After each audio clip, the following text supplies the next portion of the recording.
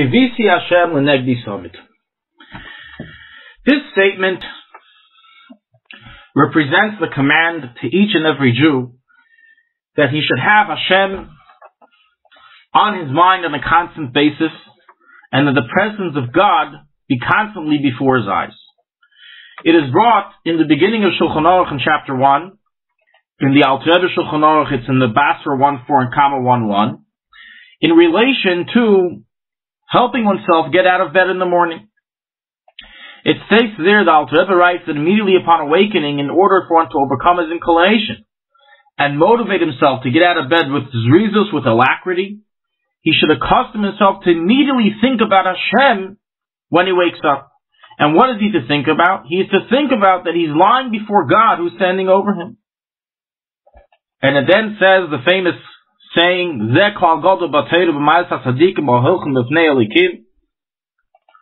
as one who is conscious of the fact that he is in Hashem's presence acts in a way differently than he would normally. His speech is different, his actions are different. When a person realizes that he's in God's presence constantly, it enters into his heart a constant fear, submission, and bashfulness of the awe of Hashem. And the Alter Rebbe concludes there that for this reason one should therefore think about this matter in all of his dealings and actions. In the event that thinking of being in Hashem's presence doesn't move him and doesn't motivate him, the Alter Rebbe writes that he should contemplate in this for longer periods of time in great intensity until he begins to feel it. As well, one should do tshuva on one's sins, as sins prevent a person from feeling fear of God.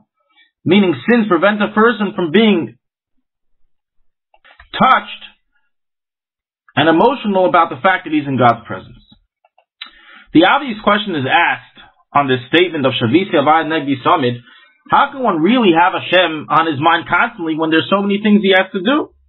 Such as learn Torah. When you're learning Torah, when you're doing business, you can't be thinking about Hashem. You have to be focusing on the topic at hand. And the answer given to this is that the command isn't to constantly think on your mind, on the conscious level of Hashem, but rather that Hashem's existence should be so permeated in your mind, and His presence should be so permeated in your mind, that at any moment it will reawaken your conscious mind as it's constantly on your subconscious.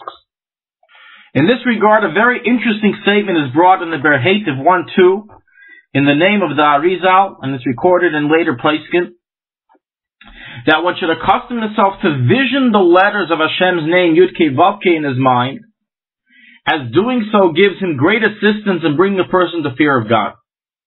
Just picturing the letters Yud-Kei Vav-Kei gives the person special powers in coming to fear of God. So is written in the name of the Arizal in the Berhetiv.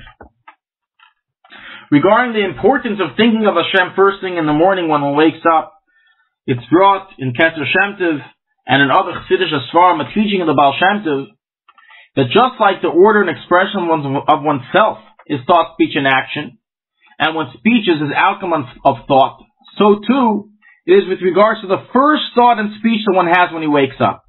Says the Baal Shem Tov, the first thought and speech one has upon awakening sets the tone for all the thought and speech of that day.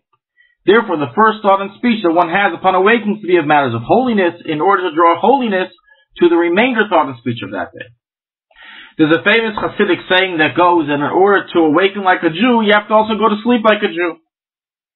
That the key of starting a good day, a day on the right foot with the right mindset, is going to sleep with that mindset. This is brought in Chassidish Sfarim in the name of a Meir Pramishlan, and it's interesting to know that in the Ramah that states in Halacha 1.1 that when one lays in his bed to go to sleep, he should know before who he is lying. And the Mefarshim ask, why is the Ramah in the first chapter in Shulchan Aruch discussing lying in bed to go to sleep when the whole discussion is about getting up? And the explanation given is because this is precisely the way a person is able to wake up properly if he, even upon going to sleep, contemplates on things before who he is lying.